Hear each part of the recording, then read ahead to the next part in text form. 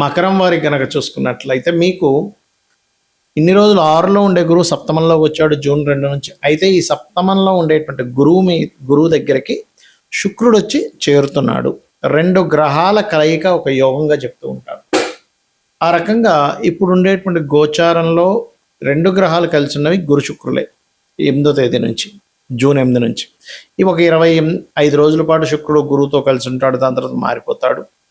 అయితే ఈ యొక్క గ్రహస్థితిని అనుసరించి మీకు ఎలా ఉండబోతుంది, మిగతా అంశాలన్నీ కూడా ఎటువంటి విషయాల పట్ల మీరు జాగ్రత్త వహించాలి, ఏ దేవతారాధన చేయాలి అనేటువంటి అంశాలు చెప్తుంది నేనైనప్పటికీ చెప్పిస్తుంది సాక్షాత్ లలిత అమ్మవారిగా భావిస్తూ ఆ లలితాంబిక అమ్మవారి యొక్క అనుగ్రహం మీకు పరిపూర్ణంగా కలగాలని మనస్ఫూర్తిగా కోరుకుంటూ, ఇక్కడ సప్తమంలోకి ఎప్పుడైతే శుక్రుడు వచ్చి చేరాడో ముఖ్యంగా ఇక్కడ 2 విషయాలు. ఒకటి, వివాహం కోసం ఎప్పటి నుంచో తపన పడుతున్నటువంటి వారికి ఇక్కడ గోచారం అనుకూలించడం మూలంగా మీకు వివాహ సంబంధించినటువంటి విషయాలు అనుకూలిస్తాయి.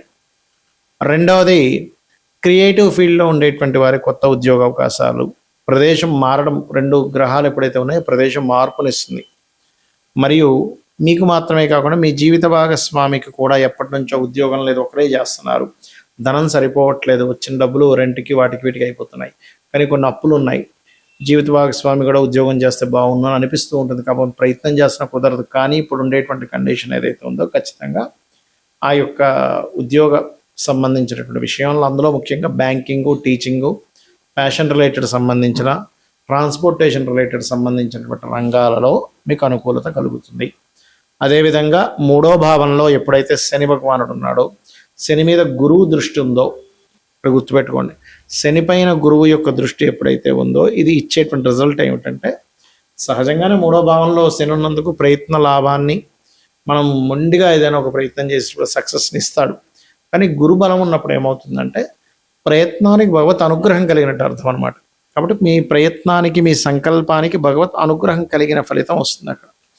అయితే అష్టమంలో కేతు ఉన్నందుకు, 4వ భావంలో కుజుడు ఉన్నందుకు కూడా ఈ సప్తమంలో ఉండేటువంటి గ్రహాలు, సప్తమం మీద శుక్రుడి మీద కుజుడు దృష్టి ఉన్నందుకు ఎట్టి పరిస్థితుల్లో కూడా వాహనం మీద వెళ్ళేటప్పుడు అతి వేగం పనికిరాదు. వాహనాల మూలంగానే, వాహన సంబంధంగానే ఏదో ఒక ఘర్షణ ఏర్పడము, భూముల మూలంగా చిన్న చిన్న ఘర్షణలు ఏర్పడడం, భూయోగాలు కలగడం. కాకపోతే కొంచెం ఈ ఫైరీ రిలేటెడ్ థింగ్స్ విషయంలో కొంత జాగ్రత్తగా ఉండండి. తాతగారు ఆస్తి విషయంలో కూడా ఎక్కడా తొందరపాటు నిర్ణయాలు తీసుకోకండి. ఈ గ్రహాల యొక్క కలయిక అనేటువంటిది గోచారంలో జరిగితే ఒక ఫలితము, మీ జన్మజాతకంలో జరిగితే ఒక ఫలితం అండి. ఇప్పుడు ఇదే గురు శుక్రుడు యొక్క విషయం తీసుకుందాం.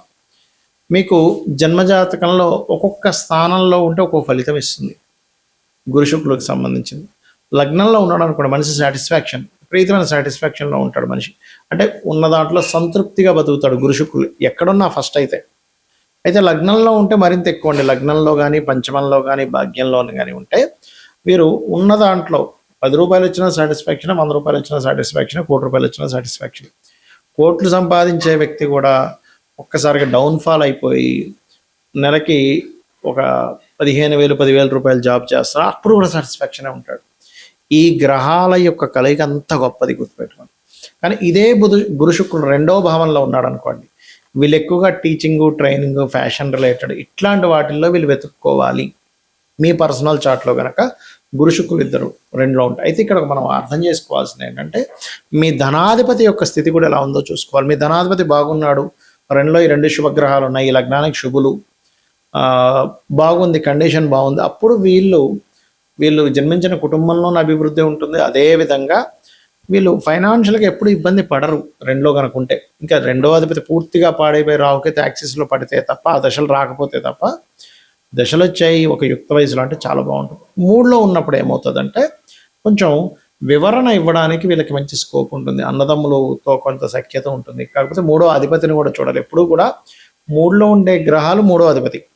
దీనివల్ల ఏంటంటే సామరస్యంగా ఏదైనా సరే చాలా నీట్గా మాట్లాడుకొని సెట్ చేసుకోవడానికి బాగుంటుంది ఈ కాంబినేషన్. 4లో ఉన్నప్పుడు మీరు ఇన్వెస్ట్మెంట్స్ చేయడం అనేటువంటిది ఎక్కువ ప్రాపర్టీస్ మీద చేయాలి, విద్య మీద చేయాలి.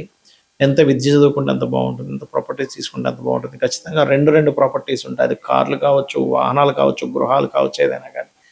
పంచమంలో ఉన్నప్పుడు మంచి శుభమైనటువంటి ఫలితాలు, అంటే మంచి సంతానం కలిగిస్తుంది.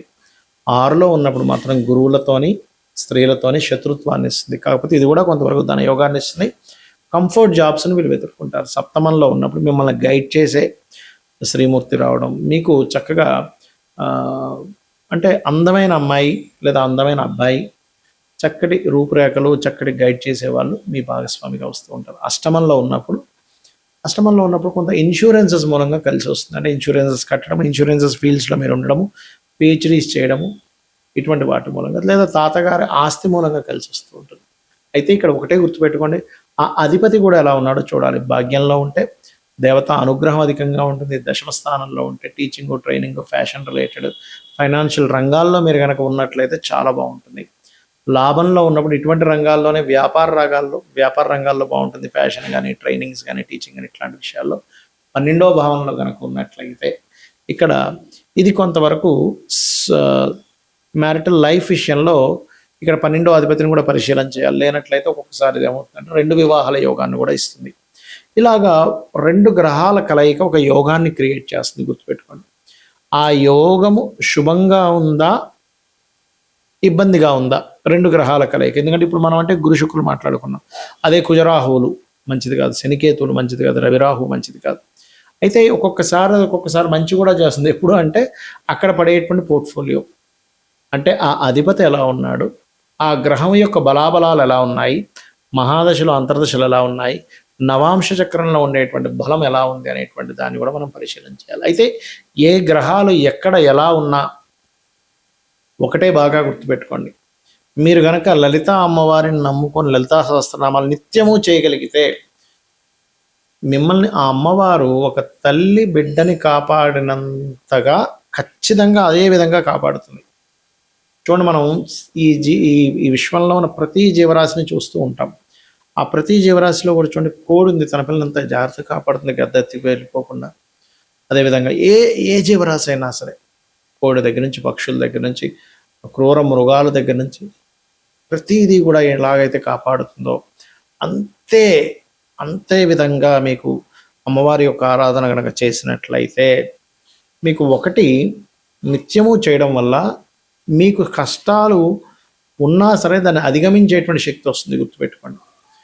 ఏమైపోతుందో మహా అంటే సరే ఇప్పుడు కష్టపడించాను, రేపు పొద్దున సుఖపడతాను కదా అని ఒక తెలియని ఒక మనోధైర్యం పెరుగుతుంది. రెండవది, దాన్ని ఎలా హ్యాండిల్ చేయాలో తెలుస్తుంది. ఒక సిచ్యువేషన్ వచ్చినప్పుడు హ్యాండిల్ చేయడం తెలియాలి, ఎలా హ్యాండిల్ చేయాలి దీన్ని.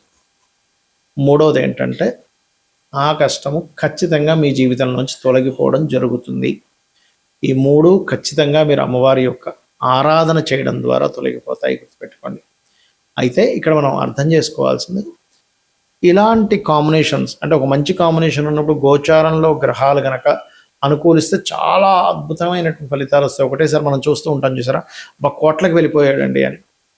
అలా కాకుండా బ్యాడ్ కాంబినేషన్స్, ఇందాక మనం చెప్పుకున్నట్టుగా శనికేతువులు కానీ, రవిరాహులు కానీ, కుజశని కానీ, కుజబుధులు కానీ, లేకపోతే కుజరాహు కానీ, చంద్రరాహు కానీ, ఇలాగ శని రాహు కానీ, ఇలా కొన్ని బ్యాడ్ కాంబినేషన్స్ ఉన్నప్పుడు ఆ గోచారంలో ఉండేటువంటి శని కానీ, రాహు కానీ, కేతు కానీ ప్రతికూల ఫలితాలు వచ్చేటప్పుడు మాత్రం మీరు నవగ్రహాల దగ్గర దీపారాధన చేయండి. లేదంటే ఏ పాపగ్రహాల వల్ల కలిసి వచ్చిందో ఆ పాపగ్రహాల దగ్గర దీపారాధన చేసి అప్పుడు లలిత చదువుకోండి. అప్పుడు దాని మూలంగా ఏమవుతుందంటే మీకు ఖచ్చితంగా మీరు ఏదైతే ఇబ్బంది పడుతున్నారో ఆ దోషం తొలగిపోతుంది. అయితే దీంతో పాటు ఎప్పుడు కూడా గుర్తుపెట్టుకోండి, ఇంట్లో ఉండేటువంటి వాస్తు కూడా ఎలా ఉందో చెక్ చేసుకోవాలి. మనకు ఆల్ ఆఫ్ సడన్గా చాలా ఎక్కువ ఇబ్బంది వస్తుంది అంటే నైరుతి పాడైందని అర్థం. ధనపరంగా ధనం అసలు ప్రొడ్యూసే అవ్వట్లేదు అంటే ఆగ్నేయం దోషం అయిందని అర్థం. అంటే ఏం లేదు, పెరగడం లేదా తగ్గడం, అక్కడ పెట్టకూడని వస్తువులు పెట్టడం, నీరు ఎక్కువగా పెట్టడం ఆగ్నేయంలో జరుగుతుంటుంది. అసలు ధనం ఎప్పుడూ నిలబడదండి. ఉత్తరం పాడైంది. ఎప్పుడు రోగాల బారిన పడుతున్నాం, వాయువ్యము లేదా ఉత్తర ఈశాన్యం పాడైంది, ఉత్తర ఈశాన్యం పాడైంది. ఆలోచన విధానం దెబ్బతిన్నది, ఈశాన్యం పాడైంది. సంతానం సరిగ్గా సఖ్యత లేదు, ఈశాన్యం పాడైంది. సమాజంలో సరైనటువంటి ఇది లేదు, తూర్పు పాడైందని అర్థం చేసుకోవాలి. ఇది చేయండి, అన్ని విధాలా మీకు బాగుంటుంది.